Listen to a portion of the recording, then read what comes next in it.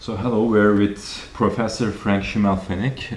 He's here to see at Boğaziçi University Foreign Policy Forum. So very nice to have you here, and thank you so much for talking with Medyascope. Yeah, thank you for having me. So you're the professor of European politics at the Center for Comparative International Studies at the Swiss Federal Institute of Technology, Zurich. So here you're going to talk about European integration under the impact of illiberalism. Let's start with it. Why did you pick this subject? Well, I actually didn't pick it. I was invited to speak about it. But having said that, it is, of course, one of the major political developments and movements in the European Union, and it has a huge impact on the course of European integration. Okay, so I want to talk with you a little bit about the past, present, and the future of the European Union. And so let's talk about the progressive expansion and European integration in the mid-80s. Was this a failure when you look from present? No, it was not a failure at all. I think the 2 or 3 decades after the mid-80s have been the most successful period in European integration since its beginnings. I mean, it's a period of huge growth, not just in membership, but also in policy integration. It's a period in which the European Union moved beyond just economic issues. It's also a period in which the European Union's institutions were greatly strengthened. But looking back from today, we of course also clearly see, let's say, the deficits and the negative effects that this huge expansion of members and tasks has had. Okay, so the question is maybe, why did Eurosceptic nationalist or populist parties rise? Is this only related to European Union, or there are other reasons? No, of course we see these movements and developments beyond the European Union. Yeah, we see it in the United States, we see it in Latin American countries, we see it in the eastern neighborhood of the European Union as well. So it's a much larger phenomenon, and it is of course related with say the negative effects of globalization, yeah, which is the rise of inequality in many of the states affected by globalization, and this rise of inequality has created a class of left-behinds that felt that globalization didn't really work for them, and it is these people that can be mobilized by populist, illiberal parties. We see that in the European Union as well, because European integration has been part of this larger globalization, and we could even say that globalization has, in terms of opening up markets, transnational connections, has nowhere been as intense as in the European Union. So I think the response is also very intense in this region. So you said the left behind. Why did these people leave behind by their countries or by their governments, or why do they feel in this way? Well, I think, of course, this globalization and integration development has been very much pushed by liberal elites, also by neoliberal economic thinking, which was all about opening up markets, creating opportunities for business. But it also has been accompanied by a retrenchment of the welfare state in many of these countries. Now, the idea of neoliberal economic thinking was that with the opening up of market and transaction, it would be a rising tide that would lift everyone. Yeah? But that has clearly not been true, and especially in the financial crisis, this has become quite obvious. Yeah, that's what I'm about to ask you. Do you think there are 2 turning points for European Union? One, as you mentioned, 2008 Euro economic crisis, and the other, the refugee crisis. Yes, and both have fed the agenda of this illiberal populism. I think the financial crisis was, of course, an economic issue, yeah, that made a lot of people poorer. But it was the combination with the refugee crisis that made this nationalist mobilization against immigrants, against other cultures, a much more salient issue. So many populist parties have thrived on this issue. So once the worst developments of the financial crisis were over, actually many of these populist parties were saved, yeah, by the refugee crisis, like for instance the German AfD, which has become the major populist force in the country, but also other populist parties. So it's that combination, yeah, of mobilizing the left behinds with a nationalist cultural issues, yeah, that made illiberalism such a strong force. Yesterday I was reading one of your interviews, and you're saying something very important for me. You say that right-wing populism in countries is not only driven by immigration, but also largely by fears of emigration. Yeah. Well, I mean, we can see that, and that's a thesis that has been very strongly argued by Ivan Krastev, also based on his Eastern European experience. So we see the strongest support for nationalist populist parties, not where you have most of the immigrants, but where you have a combination of emigration and fear of immigration. So these are areas in Eastern Europe, yeah, that with membership in the European Union have lost a lot of human capital, yeah, to the wealthier regions of Europe, and where seeing people leave, but then in addition fearing, yeah, that these would be replaced by immigrants from other cultures maybe, really creates this very explosive mix. Also, I think Germany is an interesting experiment in this case, because you see the strongest support for populist nationalist forces in the east of the country, where you have the strongest emigration, yeah, to the western part of the country, and then even though the number of immigrants is rather small in this area, the fear of let's say population replacement is something that the populists play on very strongly. At the beginning you were working on Soviet Union, and then you decided to work on Eastern European politics. When you look at the European Union right now, do you think European Union has an Eastern Europe problem? I mean, we shouldn't just focus on those countries that have had authoritarian governments recently. I think if you look at the broader picture, you have a lot of success stories too. Yeah, so I mean, if you look at the developments in the Baltic countries, for instance, also the recent changes in Slovakia, the protest movements in the Czech Republic, I think there is a struggle going on in these countries for the political directions that they take. Economically, I mean, it's for most of these countries, it's been a huge success story, and it has become an important part of the European market. So I think definitely the two optimistic scenarios of a smooth consolidation have to be put in perspective, but we shouldn't just look at Hungary and Poland if we want to judge the entire region. Okay, you are also working on differentiations of the states in the European Union. When you look at it, what do you see?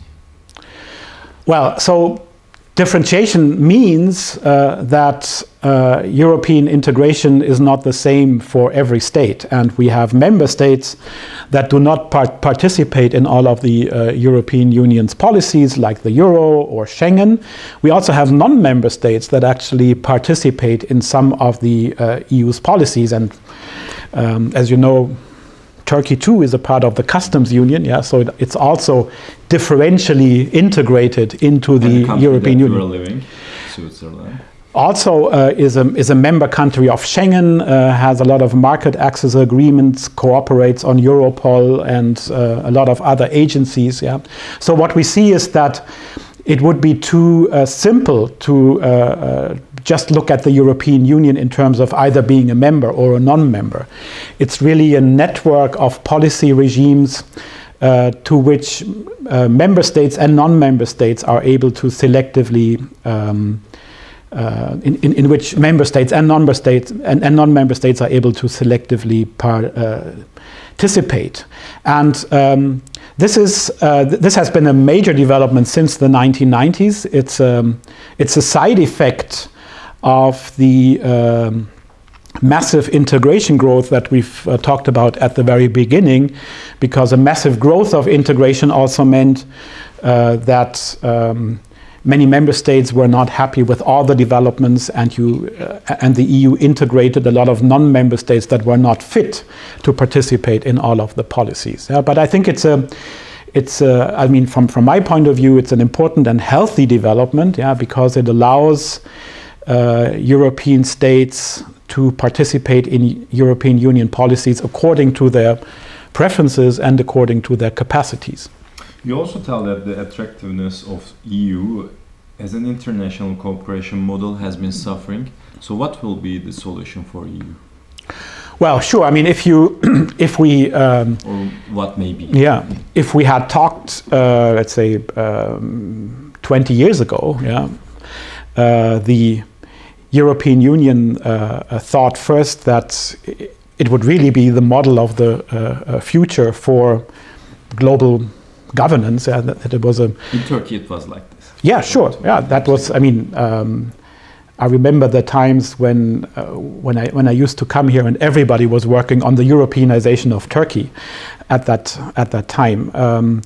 That has certainly changed, and it's a clear result of the many crises that the European Union has gone through, and which showed also the limits, yeah, of this model. It's not seen as a model worldwide anymore, and I think the geopolitical developments are going against the European model. So to some extent, I think the European Union in this new geopolitical environment needs to reinvent itself to some extent, yeah, because the idea of let's say an open expansion, yeah, and a growing network of institutions has clearly found its limits, yeah. So I think the attractiveness of the European Union will strongly depend on its ability to consolidate those policies that have been in crisis recently.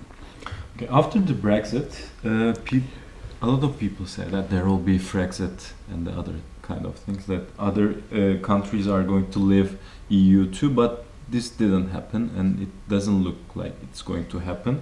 So what will be the impact of the Brexit for EU?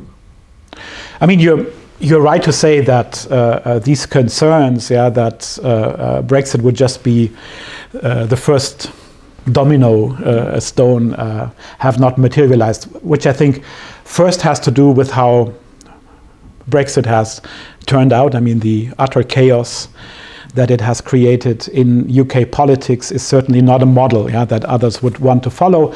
But it's also clear that none of the other member states was ever as likely, yeah, to leave as the UK, because that has to do, let's say, first with the global economic position of the UK, which no other member state has.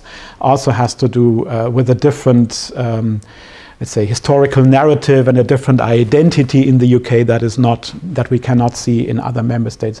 What we see now even is that many of the right-wing populist parties that wanted to follow the UK out of the EU have changed their strategy. I mean,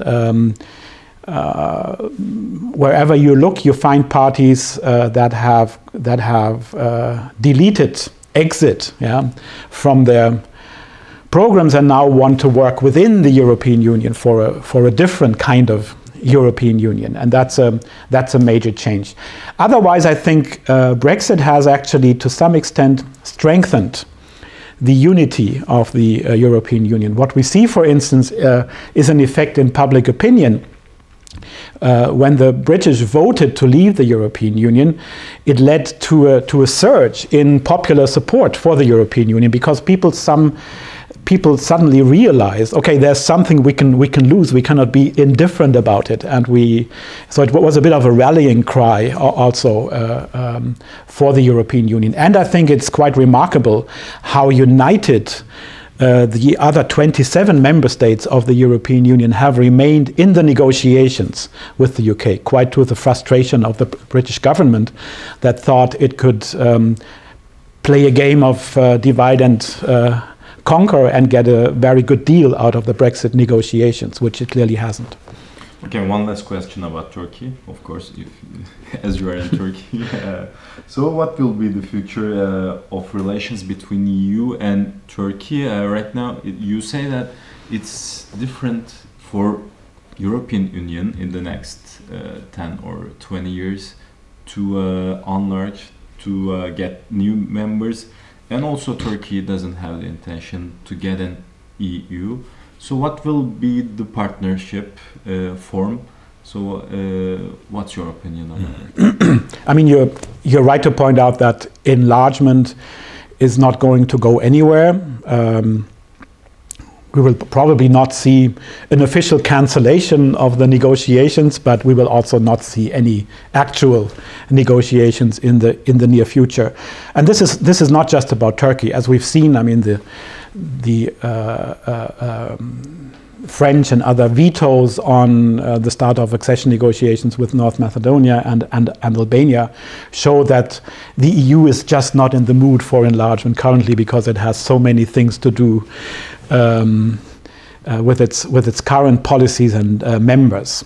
So what is also clear is that the EU and Turkey are neighbors, and that they have to deal with each other. Yeah, that there are so many overlapping issues, interests. Yeah, that negotiations have to develop in some way. Now, I think it also, of course, depends on the political developments in Turkey. Yeah? Clearly, the more Turkey stays on and continues a path towards authoritarianism, yeah, the more limited the relationship will be. I mean, one scenario is that relations with Turkey will look a little bit like relations with Egypt, yeah, and other countries of the region with which the EU also has to deal in some way, because there are overlapping interdependencies, but the political foundations of a deeper relationship are not there. If, however, Turkey returns on a more, let's say, liberal democratic path, I think there's a lot of potential also for differentiated integration with Turkey, where in all of the areas, yeah, where Turkey and the EU have interdependencies and common interests, you could create sectoral treaties, relationships, where you deal with individual policies that are of common interest. But of course, differentiated integration also requires say, a strong rule of law on both sides to work. If that is not the case, yeah, it will be, let's say, much more traditional international relations between the EU, yeah, where you do deals between countries, yeah, rather than an integrated relationship. Thank you so much, Professor Frank Schimmelfennig. Yeah, thank you very much too. Yeah.